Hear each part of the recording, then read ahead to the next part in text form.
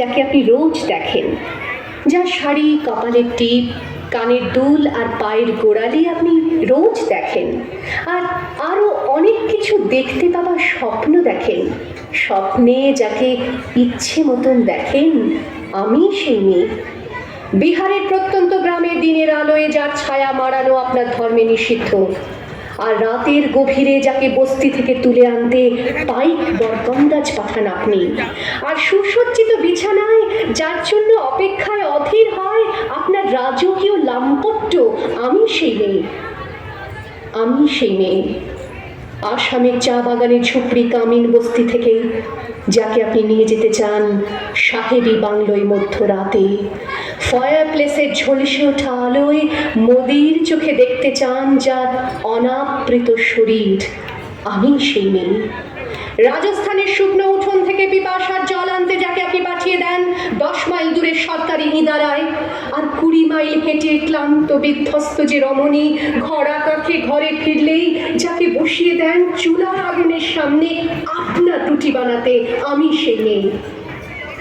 আমি সেই মেয়ে যাকে নিয়ে আপনি মগ্ন হতে চান গঙ্গার ধারে কিংবা ভিক্টোরিয়ার সবুজে কিংবা সিনেমা হলের নীল অন্ধকারে, যার চোখে আপনি এঁকে দিতে চান ছোট স্বপ্নের কাজল, আর ফুরিয়ে যাওয়া সিগারেটের প্যাকেটের মতো যাকে পথের দুপাশে ছুঁড়ে ফেলে আপনার ফুল সাজানো গাড়ি শুভ বিবাহ সুসম্পন্ন করতে ছুটে যায় শহরের পথে।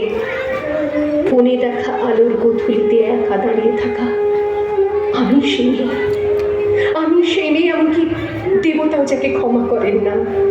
অহংকার আর শক্তির দম্ভে যার গর্ভে রেখে যান কুমারীর অপমান, আর চোখের জলে কুন্তি হয়ে নদীর জলে ভাসিয়ে দিতে হয় কর্ণকে আত্মঝুঁকে, আমি সেই মেয়ে।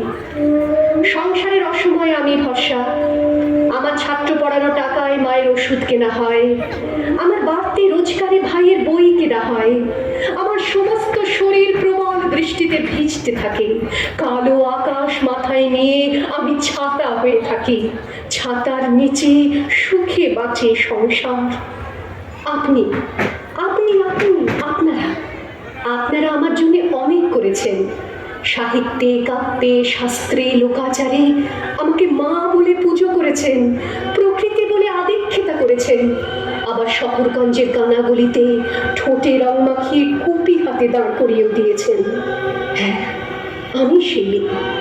একদিন হয়তো একদিন, হয়তো অন্য কোনো একদিন আমার সমস্ত মিথ্যে পোশাক ছুঁড়ে ফেলে দিয়ে আমি হয়ে উঠবো সেই অসামান্য।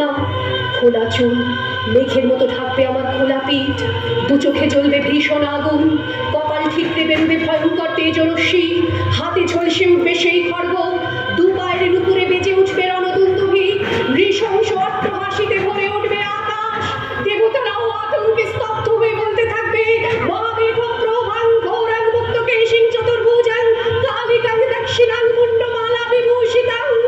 বিপৎসদা বনলের মতো আমি এগোতে থাকবো, আর আমার এগিয়ে যাওয়ার পথের দুপাশে মুন্ডহীন অসংখ্য দেহ ছটফট করতে থাকবে। সভ্যতার দেহ, প্রগতির দেহ, উন্নতির দেহ, সমাজের দেহ। হয়তো আমি সেই মেয়ে, হয়তোবা।